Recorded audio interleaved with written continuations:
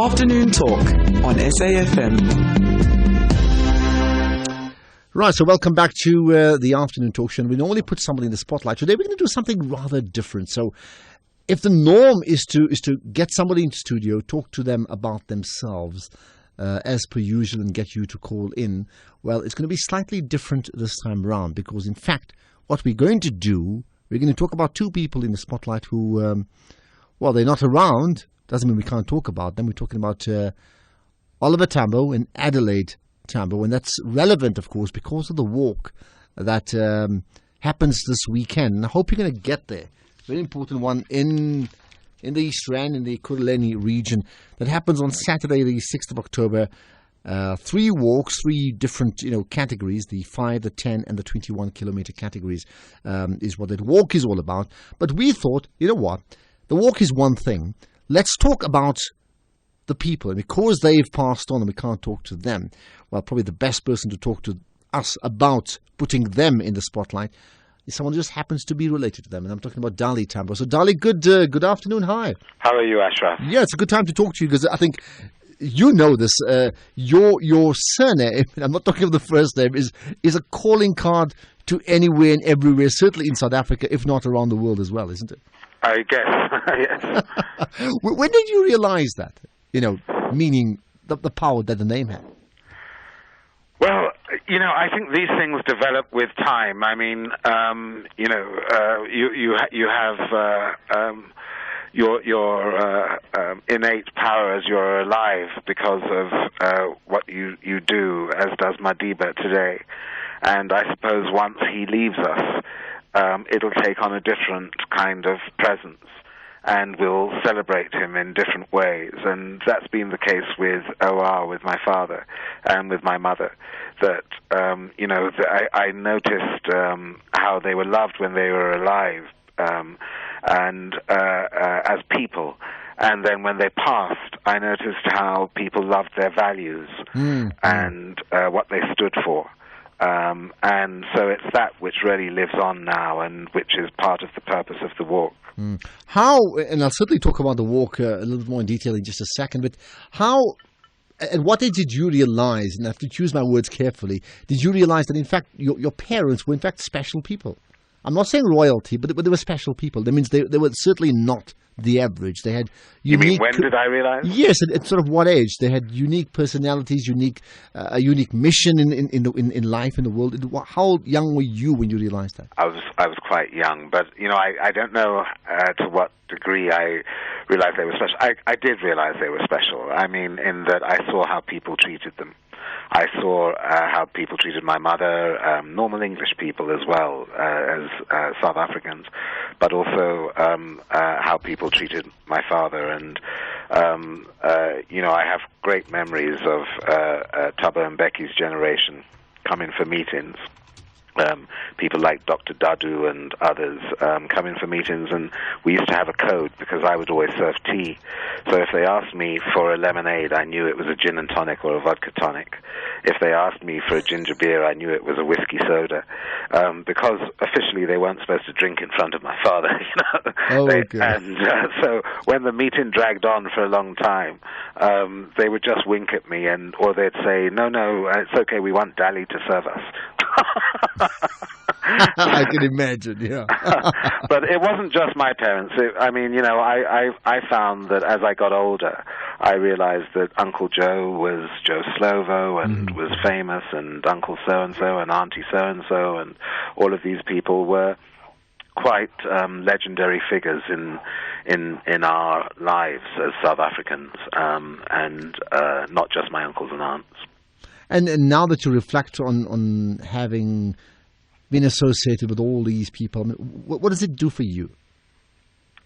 Well, I suppose there's a degree of guilt in some cases that I didn't go the political route. I planned to, and then I kind of, I suppose you could say, chickened out at the last minute. Yet I think that all of us as citizens can make a contribution to our country in different ways, and we can't all go into politics. And so, I think that the way to honor them and that generation is really dependent on how we live our lives today and what we do to continue the goals that they strived for, and to knit together a united nation that really does care for all its citizens and produces a compassionate society where there's a degree of egalitarianism and where people feel they have a stake in the society. That's what, their generation and the many that came before them fought for. Mm-hmm. And to instill in our future generations and in ourselves, I suppose, the values of integrity and honesty and service, and things that they stood for. And it's not easy because, we're in a different time and there are many temptations out there and things, and we're perhaps, in a fairly selfish society. We all have to look after number one and things, but I suppose it's really to try and live according to, to live in a way that honors their legacy. Okay, let me invite callers as well. 0891 104207, 0891 104207. So here's your chance. You're chatting to Adelaide Tambo. What's the one thing you want to ask him about his parents? Because we're putting them, in fact, in the spotlight and using Adelaide to allow us, to help us put them in the spotlight. This, of course, all ahead of the Oliver and Adelaide Tambo Liberation Run, take it whichever way you want to. Yes, which happens, you can walk or run. Yes, I got that. Which certainly happens at the weekend. I'll take your calls and SMSs 23471. If you want to tweet me, use the hashtag in the spotlight, but also, or even afternoon talk, but certainly tweet to me directly, Ashraf Garda1, and also you can comment on my Facebook page as well. You did say that your plan was to get into politics, right? Yes, I studied politics, and I suppose I got enamored by culture and media, but yeah, I studied politics. Okay, but it didn't happen, ultimately. The plan was you studied politics to plan to get into politics. Yes. But you didn't get... What happened to you?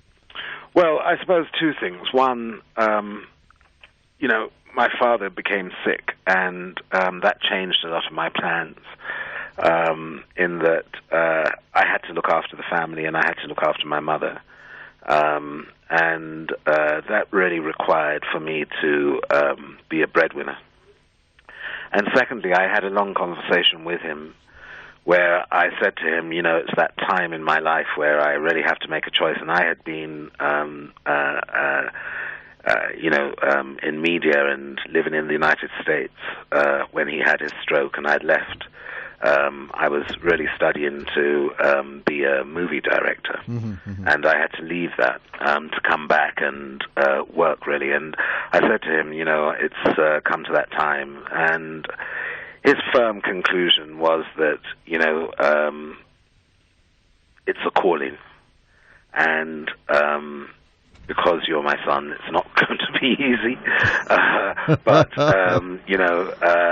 you must just choose very, very carefully that it requires a high degree of sacrifice and all of this kind of thing. And basically, by the end of speaking to him and thinking about what the requirements of the family were, I just decided, I feel I should, one, leave your reputation clean, because you're a deep intellectual and I'm not, and you're a purist and I'm not, and you don't smoke and drink and I do, and you know what I mean, all of these kind of things. And secondly, that I needed to look after the family. So it was just one of those moments in life where you take a right road or you take a left road, and I took the left, and I decided I must make my contribution through other ways. Okay, and now with hindsight, as South Africans ask about leadership every day, to say, where are the new great leaders? How do you feel about the left turn that you took? Well, I'm very comfortable with it because, I happen to belong to one of the oldest political formations on the continent, and if there's one thing you can say about the ANC is they don't need dally. They're brimming with talent. They're brimming with people with brains and excellence and all kinds of talents that are a gift, really, to this country. and they're very, very dedicated, selfless people throughout the ranks of the movement. So I've never felt from that perspective that, oh gosh, they need you. They could have done without you. But I'm political as a person. And, so I follow events very closely, but I just decided that I shouldn't be a politician, at least not at this point in my life. Okay, Adelaide Tambo is my guest as we put, actually not him in the spotlight, but more his parents in the spotlight. Ahead of the walk, the run that happens, the Oliver and Adelaide Tambo Liberation Walk run that happens this weekend, the 6th of October at the Benoni Cedar Football Club. Just to give you some details, it starts, you have three choices, in fact, a 5, a 10 and a 21-kilometre race. Different starting times. Probably the best thing I can advise you to. I'm going to give you a website address. tamboliberationwalk.coza is where you need to go. tamboliberationwalk.coza. There's also an email, info@tamboliberationwalk.co.za. But if you wish to chat as well to Adelaide Tambo about his family, certainly do so. 0891 104 207. So let's then talk about your family from your perspective. So we know them as leaders, as freedom fighters, and that's how it stays. We don't know what they're like, behind closed doors at home. What were they like? My mum and dad, yeah, very loving. He adored her, and she adored him. And the saddest thing, I suppose, is that she married a man, and then spent the majority of 30 years separated from him, with first telegrams and telegraphs, and then as technology moved on, faxes and things becoming the regular means of conversation, and friends coming backwards and forwards in and out of the country, and of course his regular trips to England.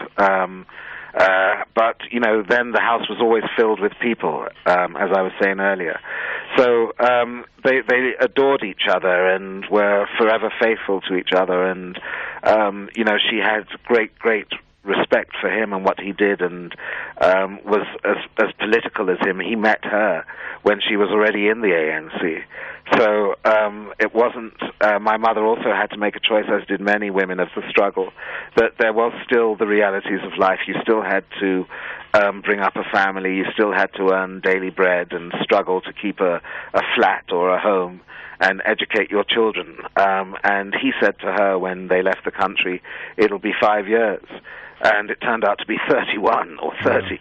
So, I always rejoice in the love they had together. Excuse me. Surely, I'm on a radio interview.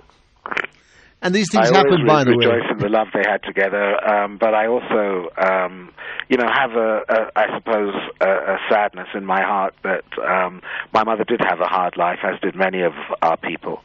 And so that side of it is not joyous. She was a joyous person who brought energy and vivacity and joy to the lives of so many. And I wish that she had been able to fulfill her dream, which was just to retire in a free South Africa with her husband and take it easy. And that sadly didn't happen, isn't it?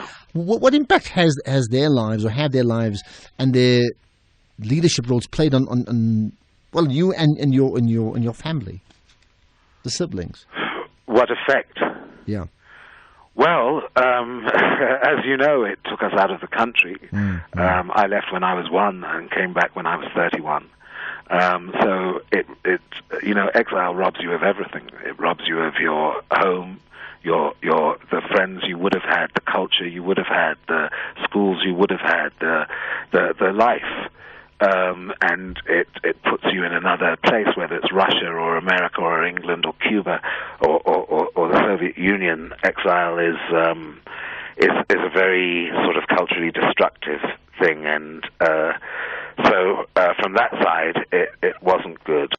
From the other side, you get on with life, and you just live it. And so that's what we did. I mean, you make the best of the situation, and you're comforted by a movement in exile, and as I said earlier, all these uncles and aunts, and the fact that there are constant streams of people coming out of the country telling you about what's going on, and bringing messages from relatives and things. So it was one of those things.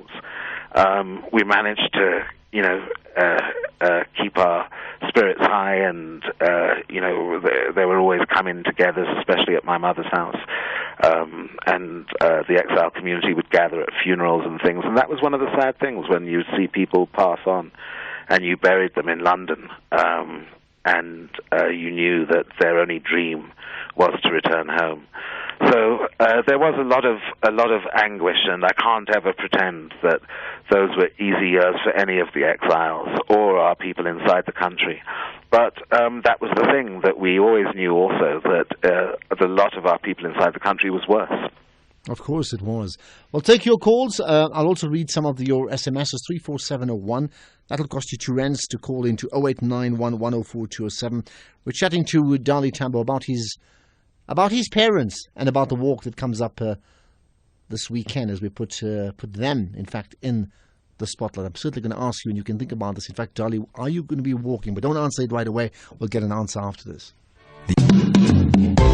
Afternoon Talk on SAFM. Okay, and we in fact are chatting to Adelaide Tambo, head of the Oliver and Adelaide Tambo Foundation walk race. So SFM, in partnership with the Oliver and Adelaide Tambo Foundation, invites you to the second annual Oliver and Adelaide Tambo Liberation Walk that happens on Saturday, the 6th of October. So 3 choices: the 5, the 10, or the 21-kilometer walk is what you can join as we honor the lives of our struggle heroes. Lots of entertainment for the kids and family as well, of course. And very important, all proceeds will go to the Ludeke Primary School to provide learning facilities. So that's very important. You need to know more. Check out the website, tamboliberationwalk.co.za. Join us as we walk to educate SAFM, South Africa's news and information leader. Right, let's in fact get to the callers now. Before I do that, just tell me, so you're going to be walking, or you're running? I'm walking, at my age. My days of running are well over, and I'm flat-footed. So my preference would have been to cycle, to tell you the truth. I cycle a lot. But no, since there's no cycling yet, we hope to have cycling maybe from next year. But since there's no cycling yet, I'm going to walk. Okay, well, now we got that. My father also used to love to walk, by the way. Is that so? It was his favourite form of activity, walking and a bit of golf. All right, let's get to the callers. I'll just pick out those 0891 104 207. Right, I'm going to go first up to Mark, who's in Cape Town. Hi, Mark. Hi. Yes. Dolly, I've just taken an interest. Hello, Mark. Hi. I've just taken an interest over the years in what was the sort of the defining motivation or worldview or ideology of many of the freedom leaders like Nkosi Lutuli and so on. Yes. Now, we know your dad, his mission was to free the South African people. Yeah. But what would you say was his defining worldview or ideology that drove him? Deep Christianity. And that is just something that I've come across again and again, whether it's John Dubie and many of your early leaders. Yes, it was yes. their real Christian belief and biblical beliefs that defined who they were, and out of that came a sense of who they were and the freedoms that they should enjoy as equally made in God's image along with everybody else. Exactly. Yeah. And, he was actually going to become a priest, and, events took their hold, and so it never happened. But you're quite right. I mean, many of them, their whole ideology, life perspective was based upon religion and, social justice, and the fact that all are created equal under God. Yeah. When I read Albert Lutuli's "Let My People Go," yes. I'm a Christian, and it was just an opening of the eyes for me. It was somebody that intimately shared my own belief system. Yeah. But as I was growing up as a kid in that, I was totally separated from that type of influence, or even knowing that such people existed. You know, and yet once I read him, this was a man after my own heart, sort of thing. You know? Yes. Yeah. Okay. Mark, thanks for that call. Lovely Thank you. call. Edwin, I'll come into you in just a second.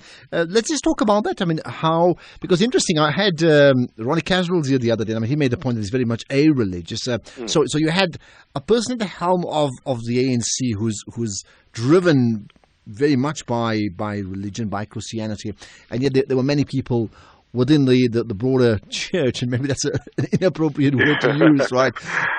Who in fact were driven by the fact that they were not religious at all, but they certainly had social justice in them. Yes, well, you know, the other day on my show, I asked Zwelinzima Vavi what is the difference between a Christian and a communist. Mm-hmm. And he quite rightly said, in the South African context, almost nothing, because they both seek the same thing. And even, as he says, many of his shop stewards who are communists in terms of their ideology are Christians or lay preachers as well. So, you know, we are a mixed bag, and the movement has always been that too. And I think that we were all united by one thing, which was that apartheid was against the principles of pretty much any ideology that was progressive. Okay, I've also I'm going to encourage people whether they in fact are going to the walks. If you are going to walk or to run, besides Dali, who's clearly walking, we know that. You let me know too. Edwin and George, hi. Hello, Ashraf. So Yes. sorry to I didn't hear you properly on the other line. Look, hello. Yes, Edwin, you're on the air. Hi. Can you hear me? Yes, I can. Go for it. Oh, wonderful. Look, Dali, your family is an example. It's love and devotion and sacrifice and self-discipline. Thank you. And belief in solid moral, ethical and religious fundamentals have brought freedom to us. How dare we then go into a culture of dependency and debt, ceding our freedom, which was so hard-won, to alien multinational bankers and corporations which have taken over in most of the Western world, where people have lost their moral values because of temptations of something for nothing getting people to the polls. Please, we must pull together. I would say it would be nice to have T-shirts for the kids to say, I love my God, I love my family, I love my country, and I insist on doing my best. The Constitution cannot exist if we're in debt, as we've seen in America. It's totally shredded. We must look after each other and earn and deserve each other's respect. This country's worth it, and we all are worth it if we can realize. All right, Edwin, got that Totally one there. agree. Thank you Thank so you, much for Edwin. that one. Do you want to respond to him, Dali? Sorry? Did you respond to Edwin? I think he's absolutely right. I mean, I think globally you can see this decay taking place. And, you know, the unfortunate thing about the debt, which Edwin was talking about, is that poor people all over the world are having to pay for it. The cost of food, the cost of everything goes up, and their lives go from bad to even worse. And so it's an awful situation. I don't know how we're going to come out of it. And we've seen the effects of it here in South Africa. So I think, I never put words into my father's mouth. As I said to you earlier, he was a deep intellectual and I'm not, but I think he would be aghast at what's going on, now around the world. Well, by the way, someone is saying OR is the greatest leader the ANC in South Africa ever had. All the best to Dali and family. It comes from the KB. So we'll talk more about Thank you. the family Okay. through Adelaide Tambo. We'll do that for the next 10 minutes or so. And just more detail on that race or walk as well, as we put, the Tambos, Oliver and Adelaide in the spotlight through Adelaide Tambo. 0891 104 207. Bekicha, I'll get to your call in a second. Afternoon Talk on SAFM.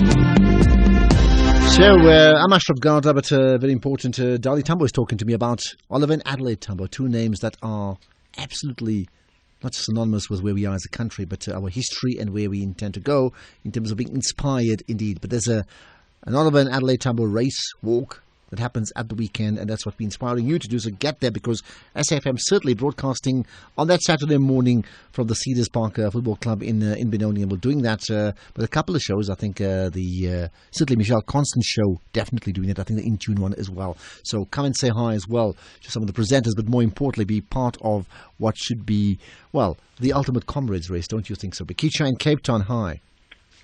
Marco, yes. Hi, Bikicha. Yes, I just want to say a few things. One being that I think here in South Africa, we all love, appreciate, and really adore the family of, Mr. Tambo, especially the father. But, one question that I want to just pose to him is, knowing that originally, he comes from Pondoland, one of the beautiful areas in Eastern Cape, which unfortunately the whole Eastern Cape is an area which really is suffering, a spectrum of problems regarding to poverty, illiterate, and, the lack of focus into our culture. How much time does he devote into trying to, promote and trying to help into those problems, including promoting Pondo culture?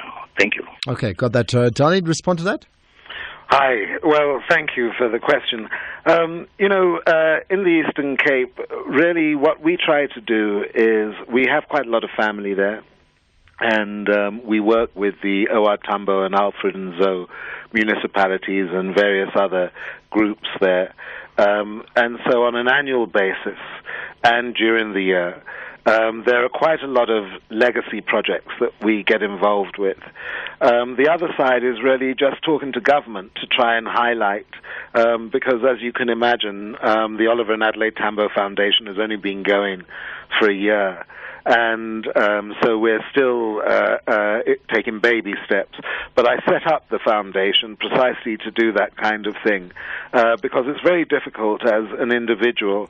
I know that in years past, some government ministers, when they saw me, would actually turn and run the other way because they'd know I'd be coming to them with issues and things like this. And I actually went to the president and others and said, I'm setting up a foundation because I'm tired of holding up my hand and saying, what about Kantolo, what about OR, what about this, that, and the other.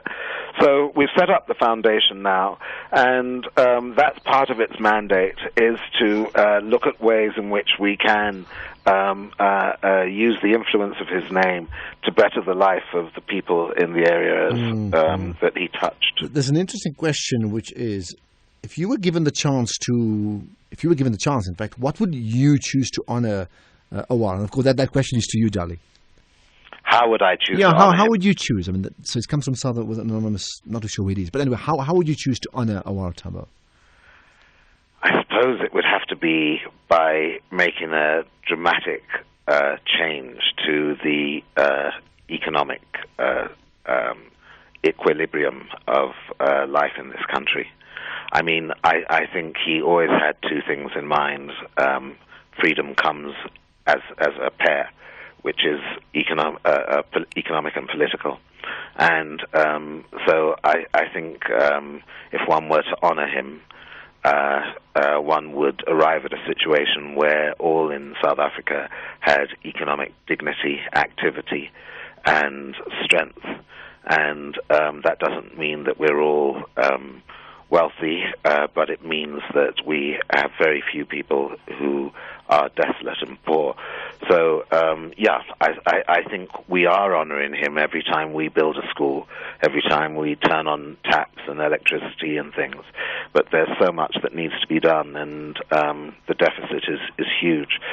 So, if I was to want to honor him, I suppose the ultimate honor to him and all of his and previous generations would be to bring economic liberation to the country. And don't we need that? Indeed? But it's economic liberation, and it's also to retain and to instill in our nation going forward the values that they stood for, values that mean so much to any society, that are the lifeblood of a society.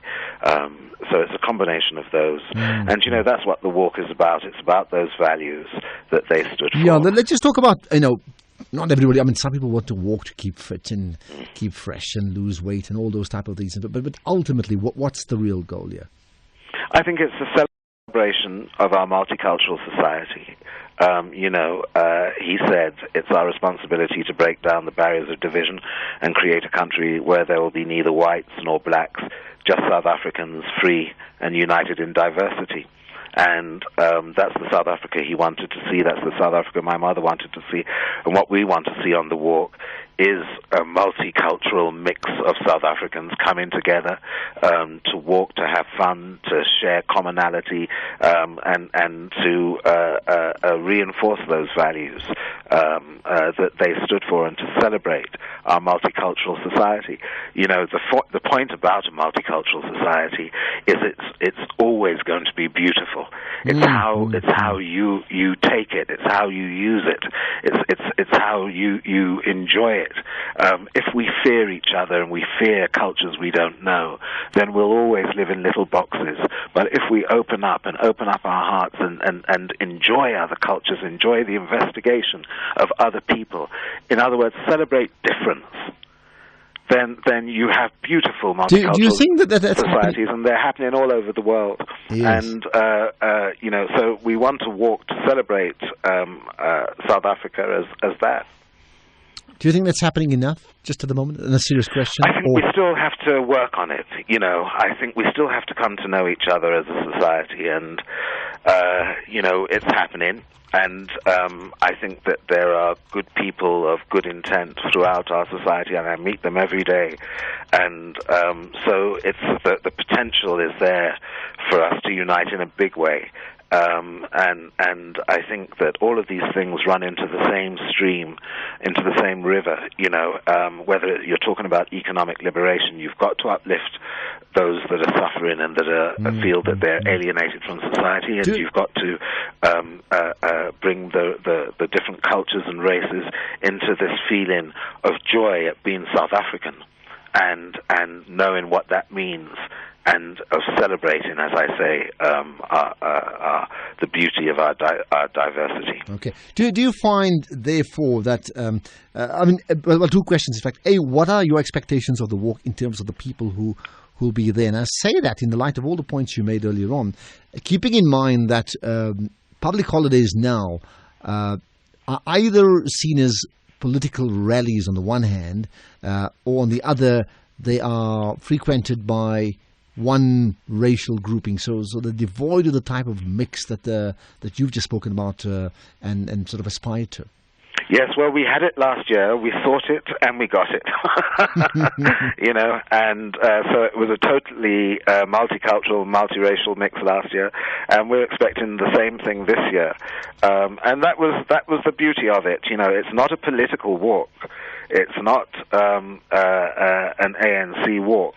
It's an Oliver and Adelaide Tambo Foundation Liberation Walk, and it's about enjoying our liberty as a nation, and the values that they stood for, and enjoying the sun and exercising and having a family day out and all of this kind of stuff, and enjoying each other as South Africans. Okay, I'm trying to decide whether I'm fit enough to do the 5Ks, and I will certainly.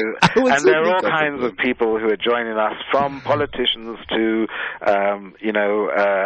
singers to cultural people, etc., from different political parties, from different walks of life, from the wealthy to workers, to this, that, and the other. So it's really about coming and having fun and exercising, but it's also about coming together as South Africans and walking for a reason.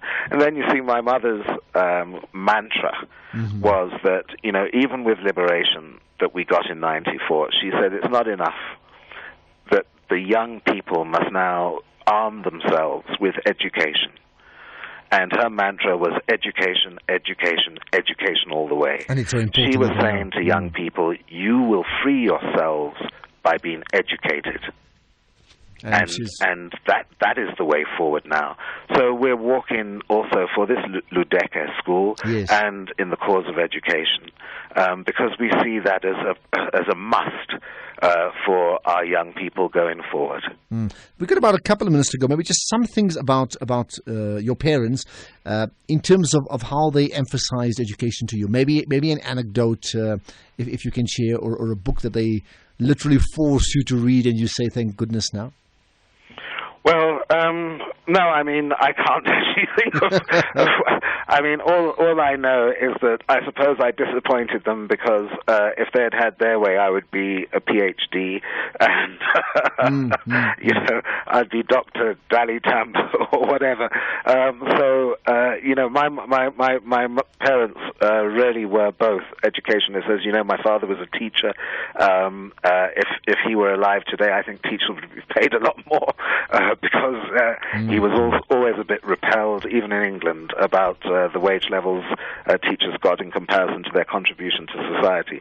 But no, I think that generally they were just that. They were educationalists, and they really did believe that you know, you can politically liberate, but to be personally liberated, you must be educated.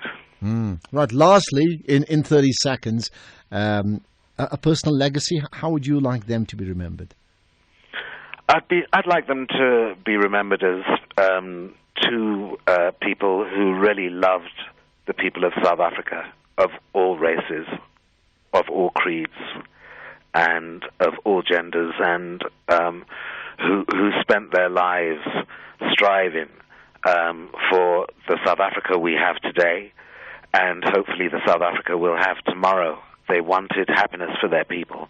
They wanted them to have dignity, self-respect. They wanted them to enjoy that which for so many centuries they haven't enjoyed, which is the rights and freedoms that all people should have. We only live once.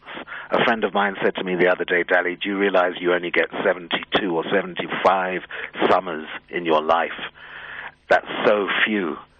And if those 75 summers are spent suffering, then what can one say? You know, so I'd like them to be remembered as people who loved South Africa, loved South Africans, lived for South Africa, and lived for South Africa. Well, I'll tell you what, just listening to you talking in that smooth tone of yours, I'm saying, ouch, you know, just what a pity that we didn't have them, and certainly Adelaide Tambo spending more time with us as we've had, of course, Nelson Mandela doing that. But let's leave it at that. Thanks so much for your time. Thanks for allowing us to put them in the spotlight through you. I trust your show is going well, People of the South, because I'd love to talk to you about that. Yes, and probably do that. And probably put you in the spotlight. I will talk about you soon. Can we do that sometime soon? Absolutely. Perfect. You tell love me to when. do that. I will do that indeed. Adelaide Tambo, thanks so much for your time. Thank you. I love now. your show. Indeed. Thank you very much. And then walked the Tambo Liberation Walk. Check out that website. Time now for Radio VUCA. Time now for Radio VUCA. Time now for Radio VUCA. Time now for Radio VUCA. Time now.